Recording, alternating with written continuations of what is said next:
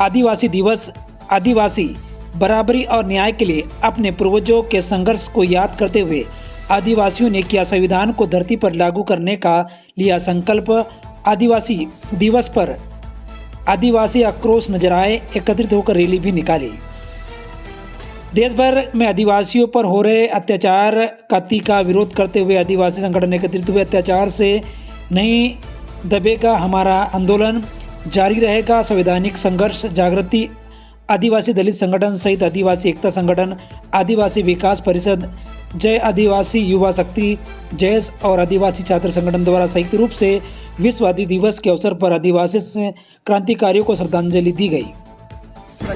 और सरकार से ये कहा कि जो आदिवासियों के ऊपर जो हमला हो रहा है, जो अत्याचार हो रहा है, मणिपुर में जो घटना हुई है, तो जो ऐसी घटनाएं जो हो रही हैं उसके विरोध में हम आदिवासी समाज एकजुट हैं और जो आदिवासियों के साथ आदिवासियों को दबाने की कोशिश कर रहे हैं, आदिवासियों को कमज़ोर करने की कोशिश कर रहे हैं, तो हम शासन प्रशासन के इस अत्याचार से दबने वाले नहीं हैं। हम और जोर शोर से इसका संघर्ष करेंगे, विरोध करेंगे और हम सरकार से ये कहना चाहेंगे कि देश का कानून है, कानून का पालन क्यों नहीं हो रहा है, देश में संविधान है, संविधान का पालन क्यों नहीं हो रहा है। और आज उसी 9 अगस्त विश्व आदिवासी दिवस के रूप में हमारी रीति रिवाज, परंपरा, संस्कृति और कानून और अपने हक और अधिकार के लिए यहाँ पर लोग एकत्रित होकर एक संकल्प लिया है कि हम अपने हक, अपने अधिकार और अपने संविधान को जमीन पर उतारेंगे और हम संघर्ष करेंगे।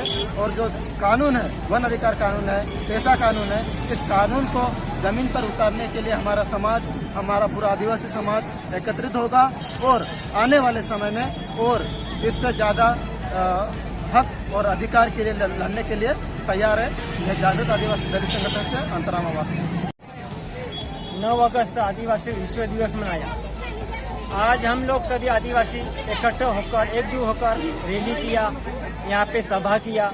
यहाँ पे हर एक मुद्दे की बात हुई। मणिपुर में जो घटना घट रही आदिवासी बहनों के साथ में, उस घटना का भी पूरा हमने उसका विरोध किया। केंद्र सरकार, राज्य सरकार का हमने विरोध किया और जितने जल जंगल जमीन की सारी जितने अधिकार के संबंध में हमने बात रखी, विचार किया। हर एक दावेदारों को समझाया हमने।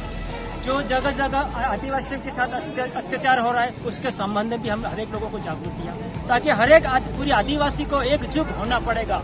एकजुट होकर लड़ने के लिए हमने उन्हें एक तन मन से शिक्षा दी, ताकि हर नागरिक, हर आदिवासी यही बोल रहा है कि हम सबको एकजुट होना पड़ेगा।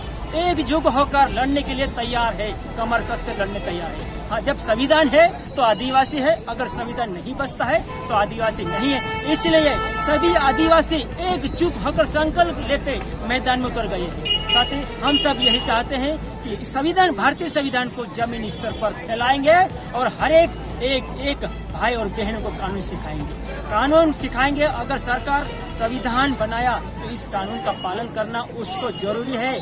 आदिवासी तो कानून का पालन कर रहा है, लेकिन आदिवासी भारतीय संविधान बनाने वाले केंद्र सरकार, राज्य सरकार को भारतीय संविधान कानून का पालन करना पड़ेगा। अगर कानून नहीं पालन किया, क्यों बनाया? नहीं बनाना था। हम परंपरा से अच्छे चलते आ रहे थे, हमारे रीति रिवाजों पे आदिवासी जंगल में एकजुट होकर रहते थे।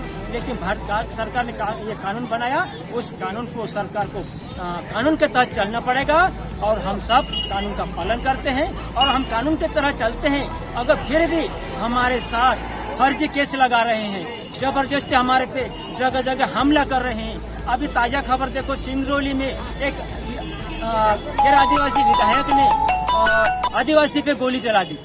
ये क्या संविधान का पालन कर रही है? ये गैर कानून चल रहे हैं। ऐसा गैर कानून नहीं चलना चाहिए। हम चाहते हैं कि भारतीय कानून का पालन करो, या तो कि तुम अपने आप को ये सारा तुम्हारा गैर कानून चलाना बंद कर दो या राज चलाना छोड़ दो। हमारा ये कहना है।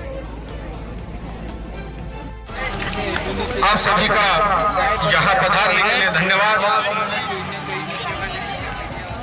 सभी संगठनों के कार्यकर्ता, गणमान्य नागरिक एवं आए हुए माता बहनें, मातृशक्ति, आप सभी का सभी संगठनों की ओर से हार्दिक अभिनंदन, हार्दिक स्वागत। और जितने लोग चल रहे हैं कम से कम खामोश न चले, कार्यकर्ता नारे लगाए और नारे लगाते हुए चले। हम हमारा हक मांगते, लूटने वाला कमाने कमाने वाला भारतीय संविधान कानून का पालन कौन करेगा? भारतीय संविधान को कौन बचाएगा? भारतीय संविधान को कौन बचाएगा? किसान मजदूर के लिए कौन लड़ेगा? किसान मजदूर के लिए कौन लड़ेगा? ଆପଣଙ୍କ